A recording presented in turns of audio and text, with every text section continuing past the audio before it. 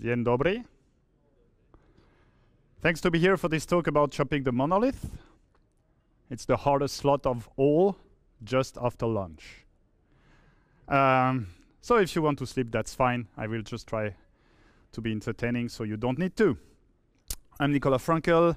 That's not my first time at GeeCON, so I hope everybody knows me, but of course, there are always newcomers, so I'm an old guy with gray hair. I've done different stuff in my life, mostly technical. Now I'm DevRel, and well, that's all. Nobody cares anyway.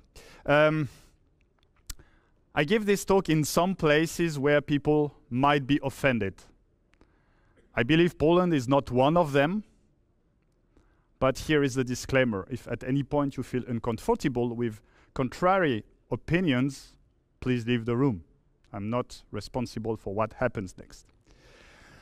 Okay, I guess you are all working in tech.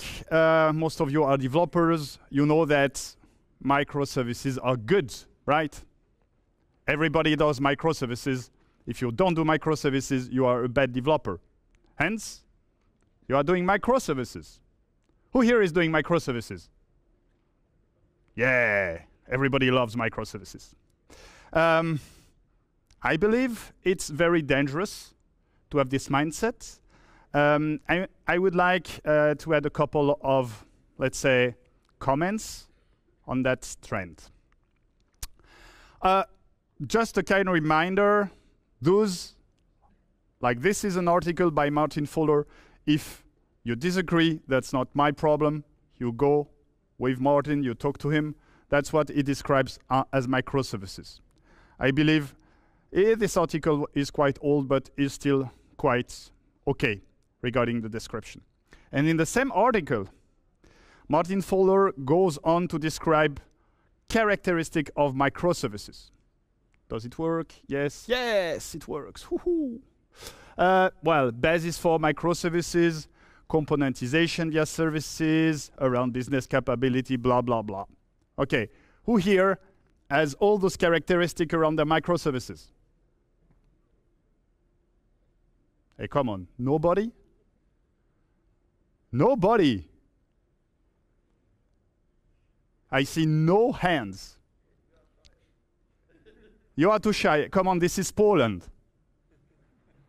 You are not shy. You are straightforward, courageous people. So who here is doing microservices according to those characteristics? They are not hard. Nobody. So in general, I see lots of people saying, hey, we are doing microservices. Then I go on to list the characteristics, and it fails there. In general, it's there. Products, not projects. Like, if I ask who is doing microservices, perhaps I will have like half the audience doing microservices, and then at the end I will have like 2 or 3 hands still left, because most organizations still do microservices with projects. Meaning you have a start date and an end date and a budget to burn between those two. Whereas with products, you have a start date and you have recurring budget. Every problem is an organizational problem. So who here is doing microservices with products? No end date.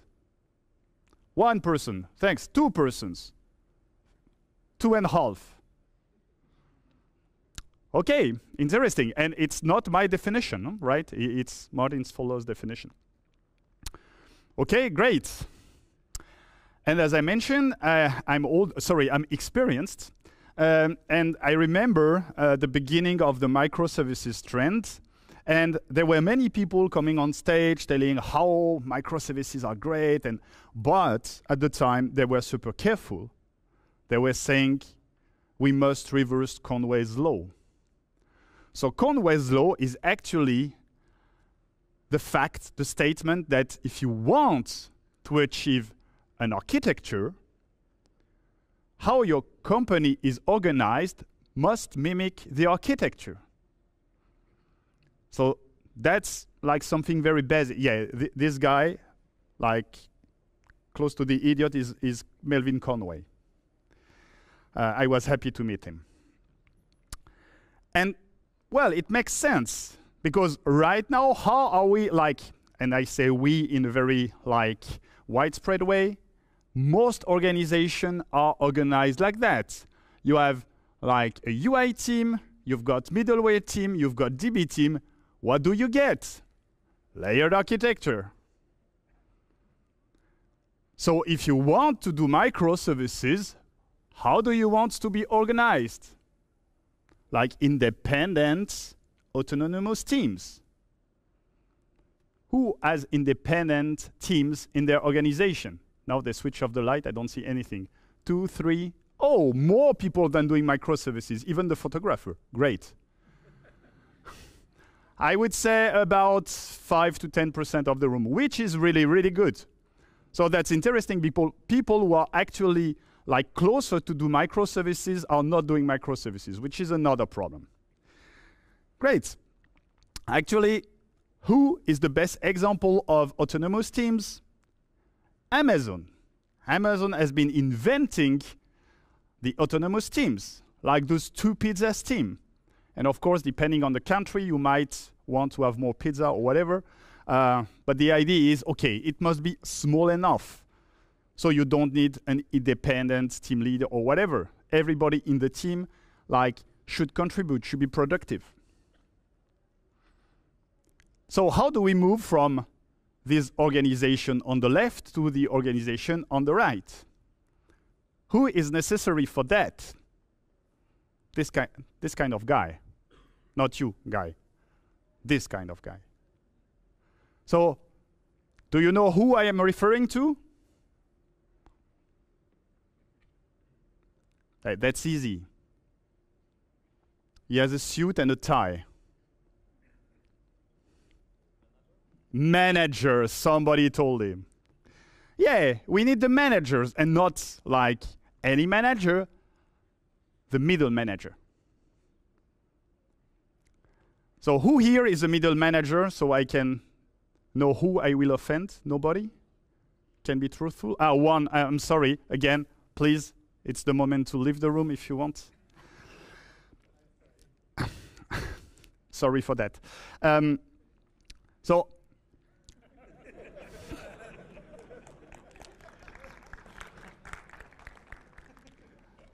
he's right. He's right. I've had a couple of good middle managers in my career, so I've been working in IT for 20 years, perhaps 3, and I've had many more.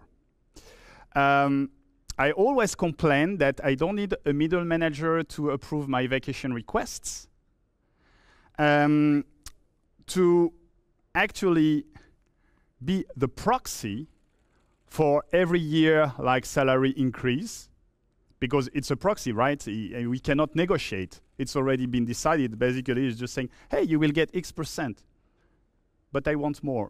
No, sorry, it's done. And to do some reporting. Middle managers, the real one, the good ones, they have a lot more values. Again, I didn't meet that many of them. So we need this kind of people to help us move from like those like layered hierarchy to those autonomous teams, because you cannot do change management without them. And now what is interesting, if you get back to this slide, is that here at the top, here there is a middle manager. Here is a middle manager. Here is a middle manager. But where are the middle managers here?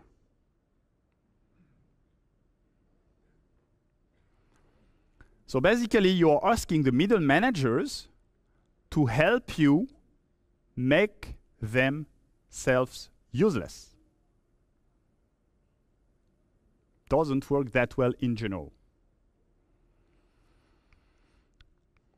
Okay, I hope that my point is clear.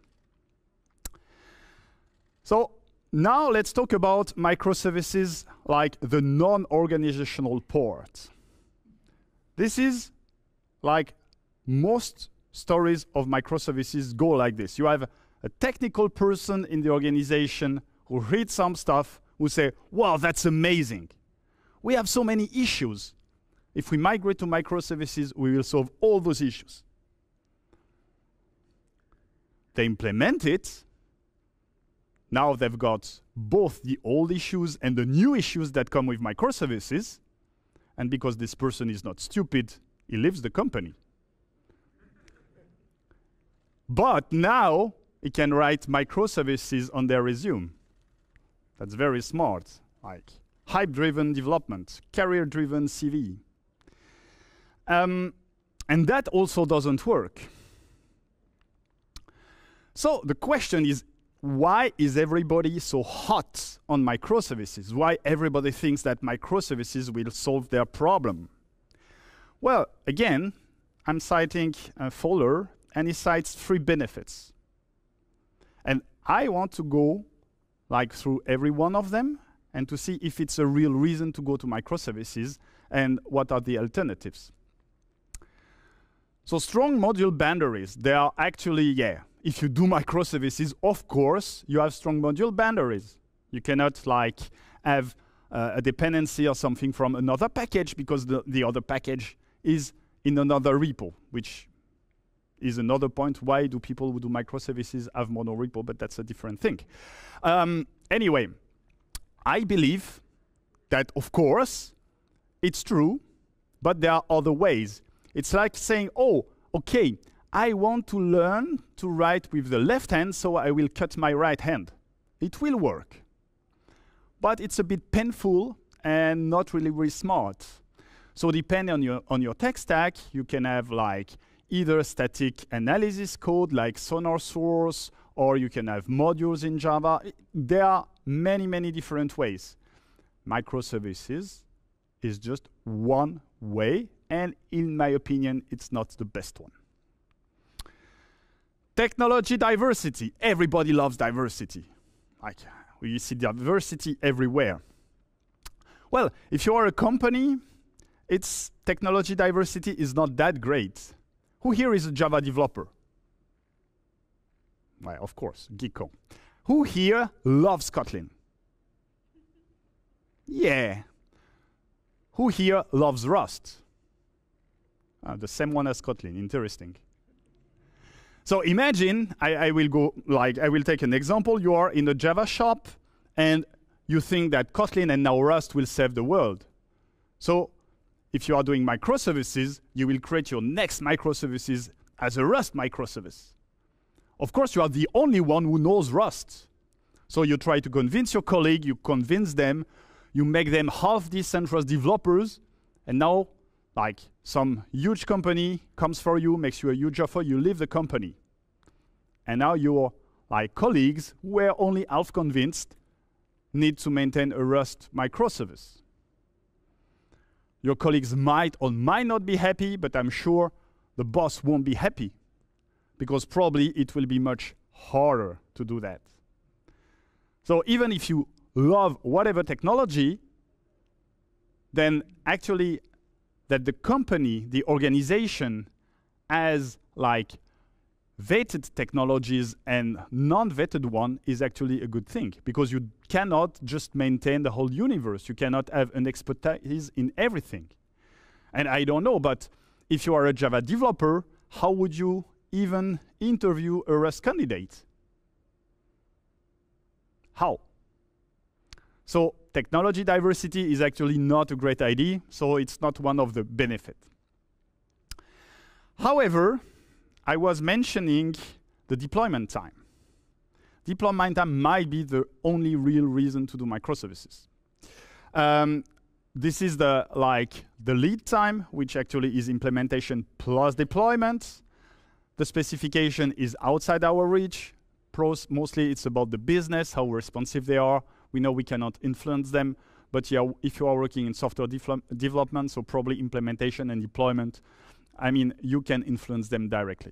And so if you are doing microservices, you want to reduce implementation and deployment time. And that seems like a good reason to do microservices. But it's not a new problem, folks. It's not a new problem. Don't think that you just discover a new problem and you have the solution. We had this problem back in the days. We had to deploy to production. Yes, it's true. We didn't run on our laptop. There was no Docker. So how did we do it? We had release trains. So depending on the strength of the organization, its maturity, whatever, let's say we had 4 release trains per year.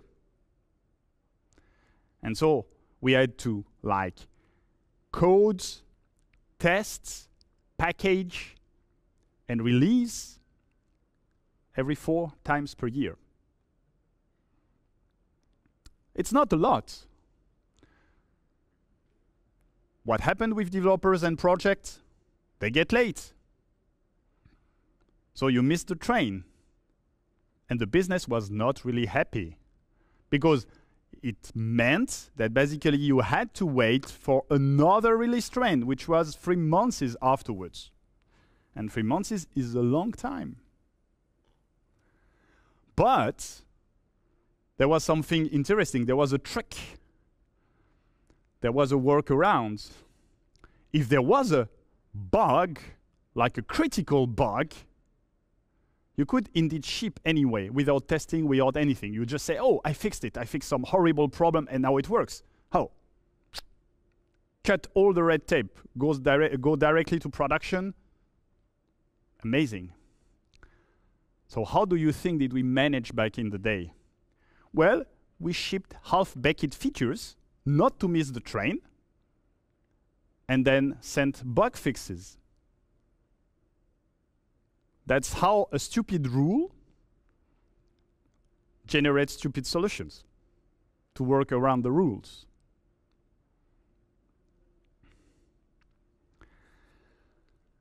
The biggest problem that people mention is that it's not possible to test a monolith well. And yes, if the monolith is big enough, that's true.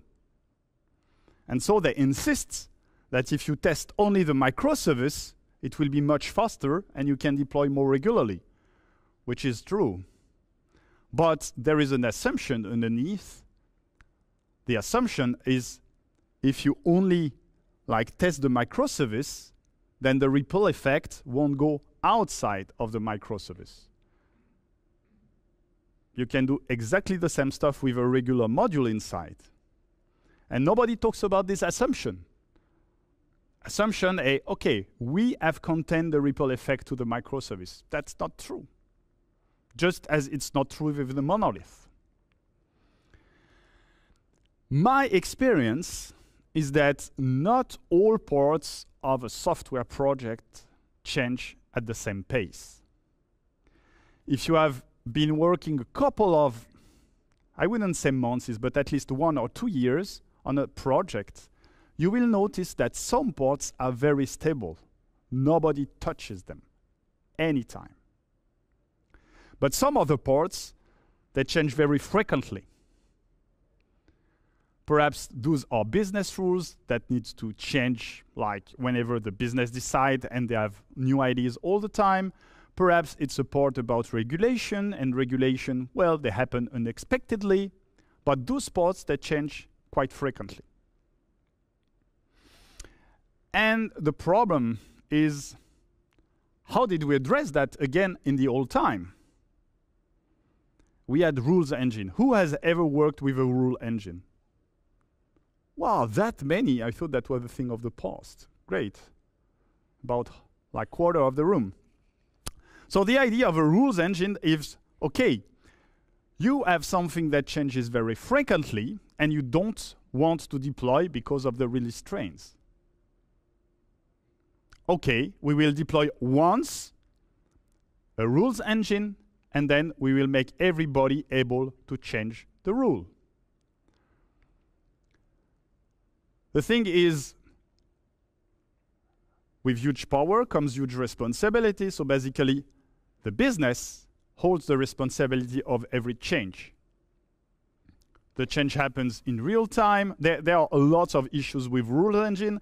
I'm just telling you what problem it solves. And it solved the release deployment issue. That if you want to release frequently, then you deploy your rules engine once, and then you change it whenever you want. As I mentioned, it's not perfect. I never worked with a rule engine, but I had a colleague who was an architect where the business wanted a rule engine. They wanted a rule engine because they wanted to be completely independent of IT. They wanted to be like the master of their own fate. They asked for a rule engine. And I asked the guy, hey, can you show me the rule? So first, no business user would have been able to change the rule easily. I mean, you needed to be a developer. And then you had to be a developer you knew very, very well about the business. So it's not like a magical solution. But there are other ways to do that. Rules engine, microservices, serverless, something I don't know yet. I don't know, perhaps ChatGPT will come up with something. So that's the issue that we want to solve. We want to keep the stable port and just release the quick changing port. Who knows about Chris Richardson microservices book? 2, 3 people, 4 people? Okay. He also has a very interesting website where he talks about microservices design pattern. And on this website, where I took the schema, it tells about the strangling the monolith pattern. So strangling the monolith is just like strangling a regular architecture, but instead of doing it inside the boundaries of a single software component, you do it like with multiple components. So you start with your monolith, like this, and then you just say, okay, I will make this into a service and this into a service. And then you continue, and of course, the to be for him is everything is a microservice. And my point is, why do we need to go all the way? Because if those services are the quick changing part that we can deploy like frequently, we can keep this monolith alive with the stable port. We don't need to split, to chop the parts that we don't want to. And so my opinion is that it's like this might be your to be. That might be your ideal architecture. So here is a simple example. Imagine I have a monolith that I want to chop a port off. Then I'm able to put an API gateway in front, and without changing anything, I can just configure the API gateway to direct part of the traffic to the new microservice or serverless or whatever. And on the back end, you do no change. On the front end, nothing happens. So it's pretty robust in my opinion. I've worked in e-commerce, and so basically I noticed that the promotion part, the pricing part, is one of the most fast changing one. I worked on a platform. There are lots of different kind of pricing rules, but the business always wanted more that were not configured. So the pricing should be very, very, very flexible. My idea is, okay, it's a fast-changing component. We can perhaps chop it. So here I have a demo, normally up, and I want to show you how you can do it.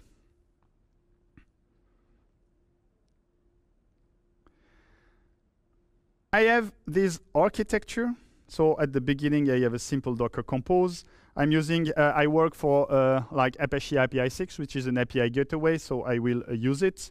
So here I'm using API 6. API 6 stores its configuration in etcd, which is a like distributed key value store, the same used by Kubernetes. Here I have my amazing application, and here I have my SQL database. So I already started it because with Docker you never know. I configured the API gateway to redirect all the traffic to the application. So now if I like refresh, and I hope it works, yes, I have this amazing shop where you can order Apache API 6 goodies. So let's say that I want to add stickers and lapel pins and t-shirt, and I go on the cart. So now I want to show you the little details. And here I have a monolith. So everything I get is in one go. Why? Because on the side here, I have this pricing. I have a pricing function inside the application. And here, I call the pricing function, and I say, OK, I will get the cart, and I will price the cart, and you return everything in one go. That's a huge monolith. My next step would be to make the pricing into a dedicated route. So here, I will go there, and I will do like this. And now, I will have two calls. The first one is to get the cart. The second is with the cart to call the pricing. Now the pricing is the same. Of course, it's just a stupid sum because I'm too lazy. But now I have a dedicated route. Now what I want to do, and I need to remember how I do it, is docker compose start. It's chop chop. And normally, it should replace, or not.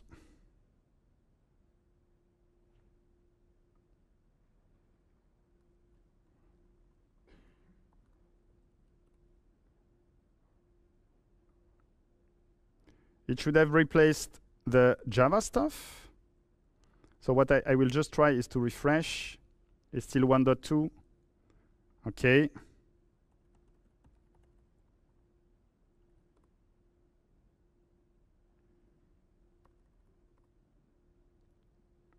Restarts, perhaps restarts. Normally, I should start the 1.3. Chop, shop. Yes, restart was working. So normally, it should ask me for, it should display 1.3 here. Oh, demo gods, please be with me today.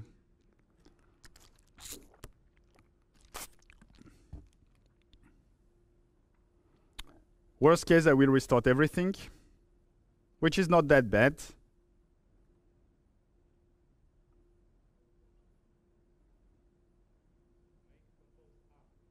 Yeah, I will. OK. Bad getaway. Yeah, it didn't start. The problem is it didn't start yet. That's the problem with these like JVM stuff. Yeah, OK. Anyway, I will stop it. I will again start this version. Down and up again.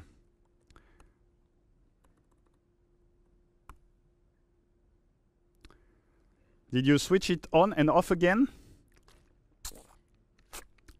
The issue that I have with this like Java app on Docker is sometimes they don't finish properly storing.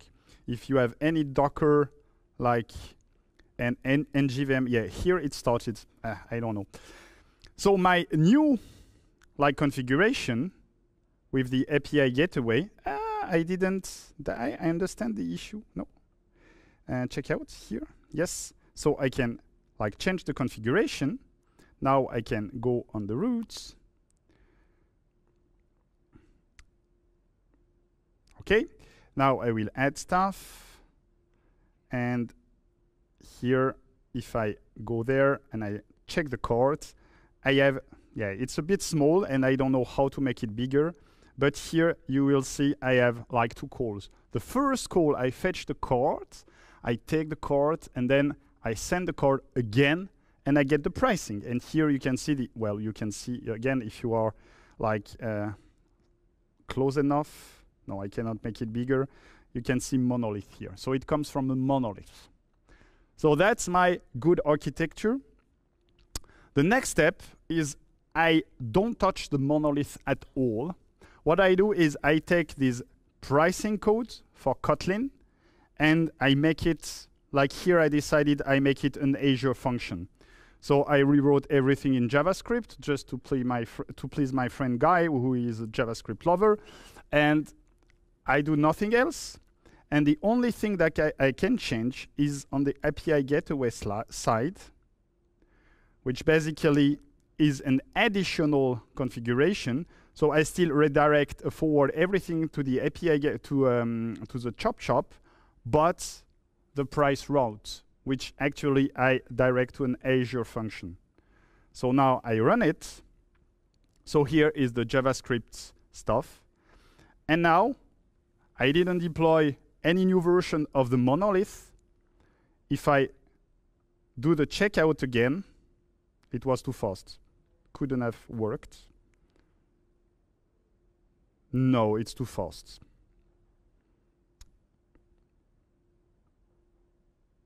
Ah, 502. Now I have an error. What happens? I love it. I really love it.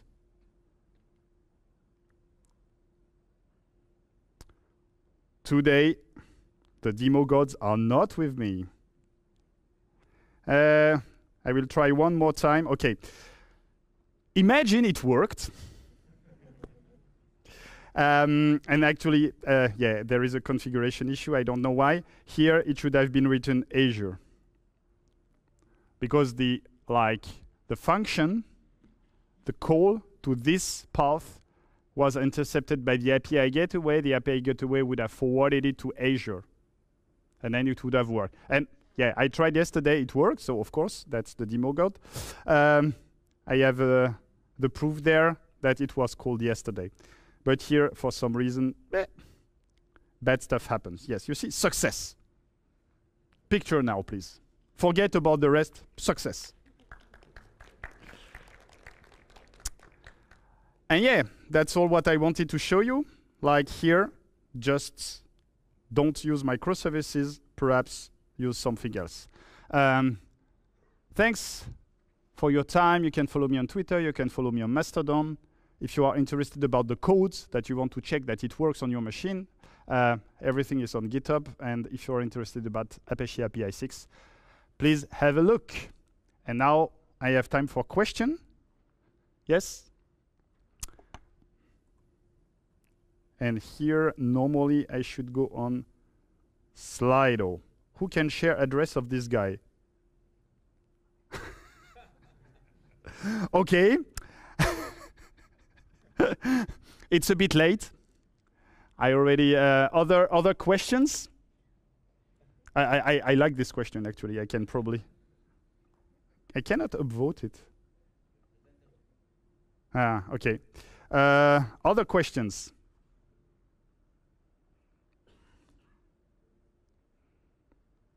That was so bad. Ah, it was so good. Yeah, that's I never know.